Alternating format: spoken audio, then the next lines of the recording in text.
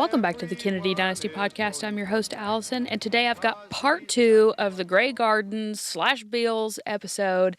I'm excited to bring to you because I have finally watched the documentary, so I can talk about it. But first, let's get to our In the News segment. Big news story of the past 7 days. So this is pretty cool. The second annual Earthshot Prize Awards are going to be held at the JFK Library in Boston this year. During the award ceremony, 5 people who have made significant contributions to environmentalism will be awarded a grant of $1 million to continue their work. The award was established last year by Prince William, who stated that he had actually been inspired by JFK's ambitious moonshot speech to take a leap for mankind by repairing the planet. And Jack Schlossberg even showed his support for the initiative in a series of tweets. This story is via Town and Country Mag. Very exciting. Next up is our inspiring clip of the week. One of the inspiring notes. July 26, 1963 was the day that President Kennedy had a radio and television address on the Limited Nuclear Test Ban Treaty. And since it was just July 26, I thought I would play that, so here it is. I ask you to stop and think for a moment what it would mean to have nuclear weapons in so many hands, in the hands of countries large and small, stable and unstable, responsible and irresponsible, scattered throughout the world.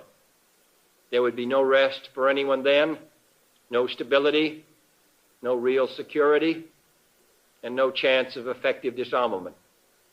There would only be the increased chance of accidental war and an increased necessity for the great powers to involve themselves in what otherwise would be local conflicts. If only one thermonuclear bomb were to be dropped on any American, Russian, or any other city, whether it was launched by accident or design, by a madman or by an enemy, by a large nation or by a small, from any corner of the world, that one bomb could release more destructive power on the inhabitants of that one helpless city than all the bombs dropped in the Second World War. Neither the United States, nor the Soviet Union, nor the United Kingdom, nor France can look forward to that day with equanimity. We have a great obligation. All 4 nuclear powers have a great obligation to use whatever time remains to prevent the spread of nuclear weapons, to persuade other countries not to test, transfer, acquire, possess, or produce such weapons. This treaty can be the opening wedge in that campaign. It provides that none of the parties will assist other nations to test in the forbidden environments. It opens the door for further agreements on the control of nuclear weapons. And it is open for all nations to sign, for it is in the interest of all nations. And already we have heard from a number of countries who wish to join with us promptly. And for our recommendation segment, Of course, then we would recommend it. today I'm going to recommend That Summer, which is a documentary kind of narrated by Peter Beard, who you'll hear a little bit about, and about Lee and the origin of Grey Gardens. Very, very good. Go watch it. The whole thing is on YouTube. And again, I'm going to obviously recommend Grey Gardens if you have not seen it yet. So I will put the links to watch those in the description of this episode. Okay, so like I said last week, this week I'll be talking all about the actual documentary Grey Gardens, which became a huge phenomenon. My sources today are The Guardian, Festival of Cannes, New York Times, The Independent, Grey Gardens Online, the LA Times, and LOC.gov. From a recommendation from a listener, I watched That Summer first, which I really appreciate that message that I received telling me to watch that, and it was fascinating. You don't have to watch it before Grey Gardens, but it really does give a lot of context. So just a little bit about that. There is a photographer named Peter Beard, and he's very famous, and I'm going to insert a clip here of Lee Radswell talking a little bit about him and his significance in her life and where they met and all that kind of stuff. So here's that clip. Well, when my sister asked me to come and recover after a big operation to Scorpios and have my own house there and the children, etc. It sounded like the ideal place to recuperate. And she already had asked Peter Beard, who she knew, to come and amuse her children with painting, with sculpting, with skiing. They just adored it. His mess was everywhere in the house, of his collages, photographs, just all over every floor. And he was always on his knees, gluing or rubbing a pen into his arm to get blood to put on his paintings. And then we'd go off at the end of my recuperation and water ski for hours when the incredible heat had gone down. And it was just paradise, because in those days so few boats were around that you had at least 100 beaches to yourself. When we'd get back to New York, he'd often sleep in his station wagon. He was superb looking and had a body of a Greek god. It was always the same color tan and always an opinion, and an extraordinary costume that only he could get away with. He just gave me so many more interests and so much more curiosity about possibilities. Can you talk about that summer in Montauk? In Montauk, in Andy's house. And that was because Peter knew Andy very well. And Andy just bought it and never spent a night there. And it was really roughing it, but it was in the sea. And I adored that. So from what I understand from the documentary, both of them just thought it would be a great idea to visit the Beales and have them be included in this project. Now, in the documentary that summer, Peter Beard says something about how they were making a film about the East Hamptons and the shift in the Hamptons. But my sources show, and Lee herself said, that it was originally going to be a film about her and Jackie growing up and her memories as a child. So I'm a little conflicted on that, but I believe, obviously, directly from Lee, that it was supposed to originally be about she and Jackie's lives. So a little more about actual Grey Gardens.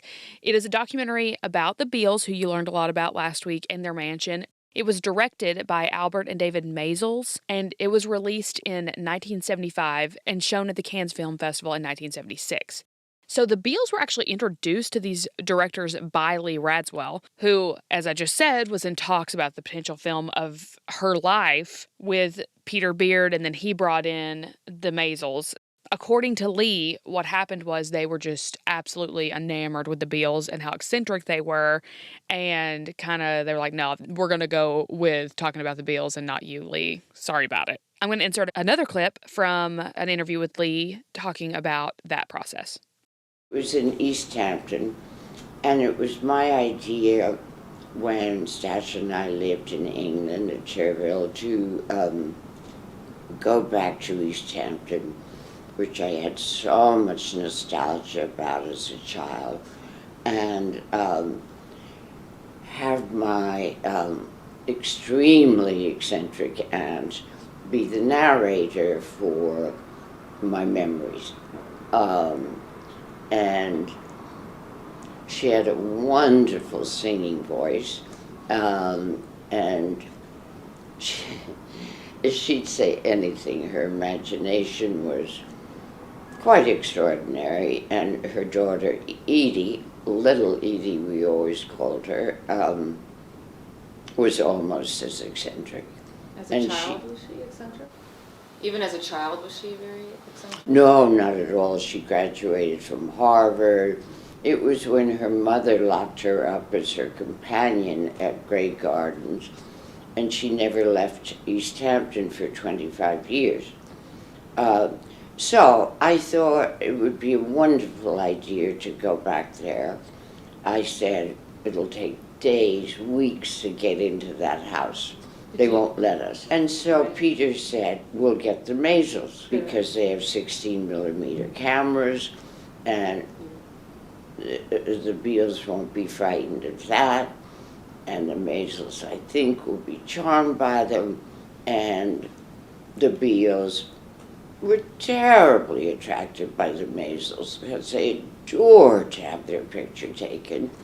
And they adored to scream at one another constantly. And they said, listen, we don't want this to be Aunt Edie narrating for you, for your nostalgia. We can really make something extraordinary out of this. Well, it took me weeks of drives from Montauk to their house in East Hampton to get them to open the door. So one doesn't just knock on the door and have it opened, even if Oh, no. You bang and you scream. Can you tell us a little bit about analysis? No. Nice try, Sophia. In preparation for the documentary, the Maisels spent a year getting to know the Beales, like an entire year. And the actual documentary was filmed over the course of 6 weeks after that deep clean that we talked about last week that was funded by Jackie. But it's very obvious when you're watching the film that there is evidence of just nasty living conditions throughout the film. So the point of the documentary, though, was to focus on the complexity of the relationship between Big Edie and Little Edie. It's pretty crazy to watch because on one hand, Little Edie's blamed her mother for ruining her life and tells her that all the time. She says she ruined her love life because she had apparently rejected a ton of proposals on Little Edie's behalf. And she talks multiple times in the documentary about wanting to flee to New York or Paris because she just feels like a prisoner.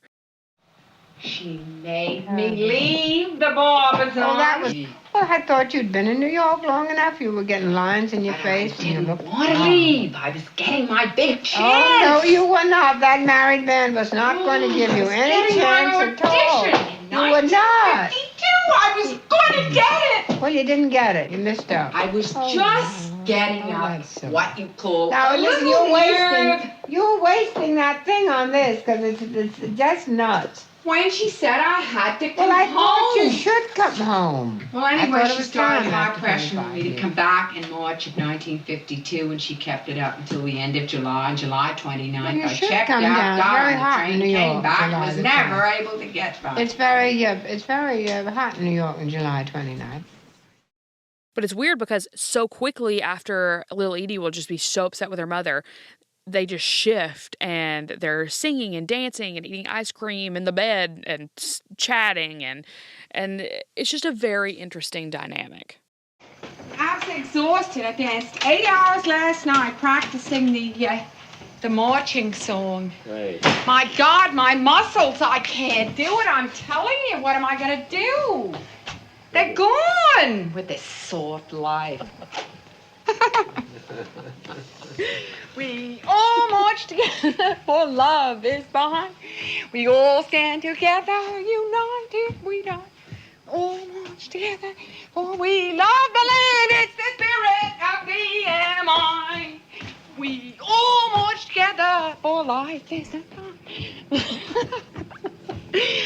When they do that, that's when the plane goes by, see? So I'm doing the VMI marching song, which is a ground maneuver. Anyway, I gotta get it all coordinated in my mind.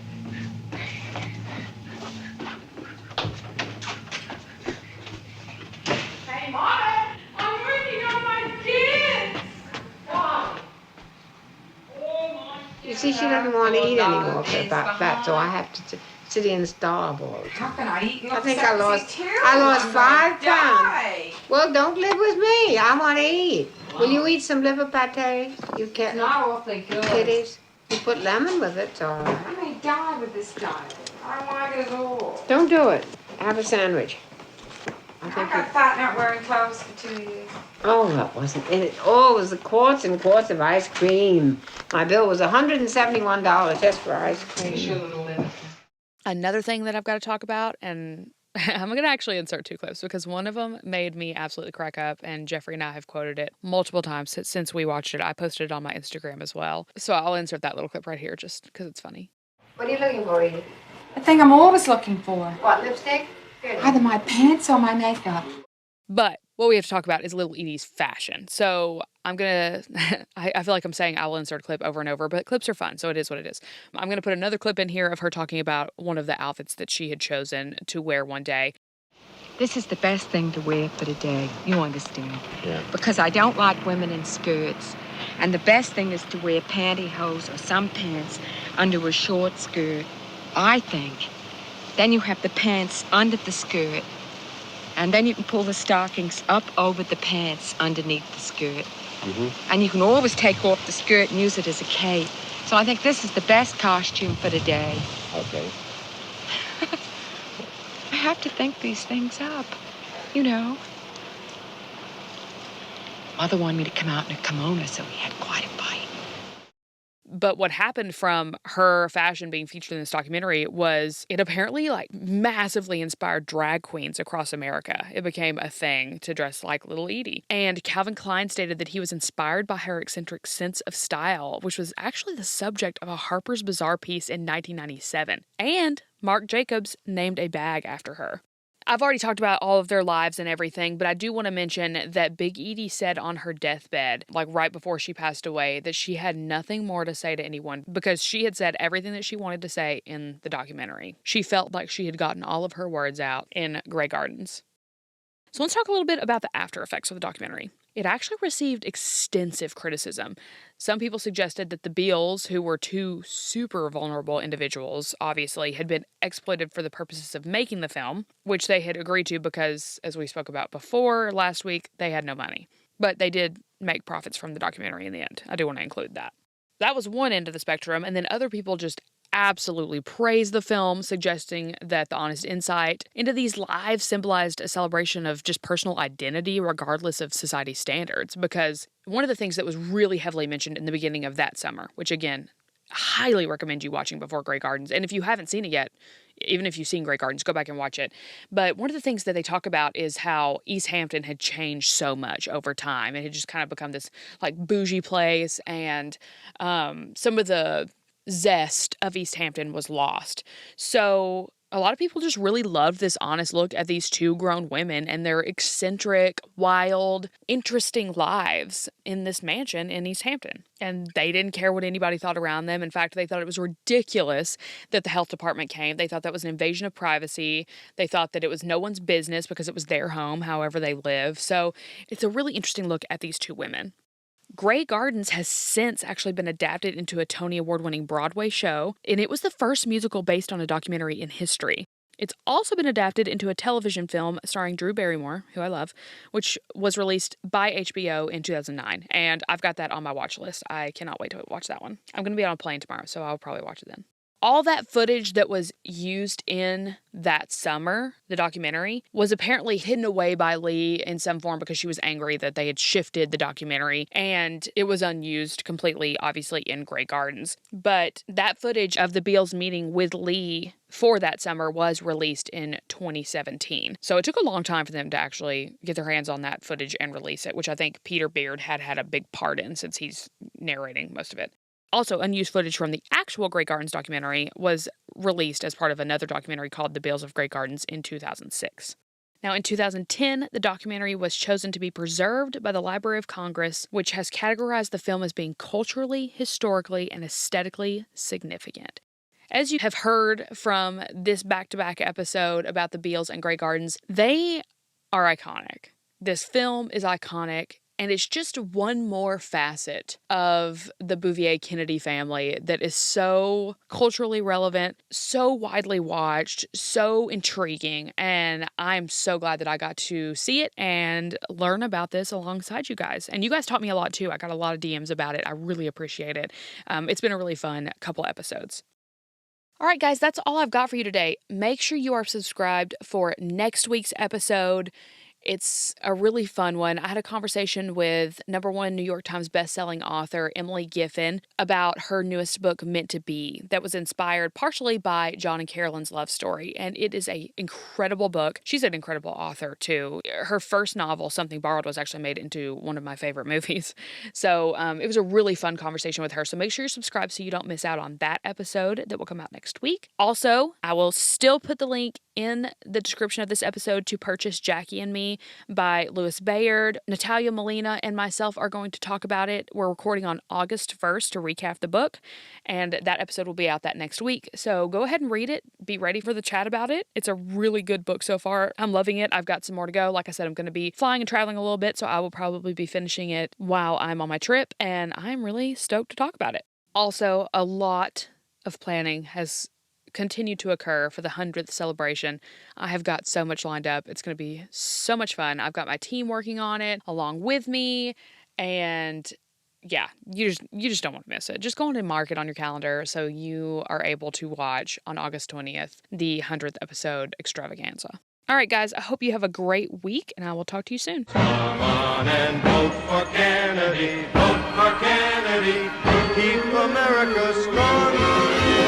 Kennedy, he just keeps rolling up. Kennedy, he just keeps rolling up.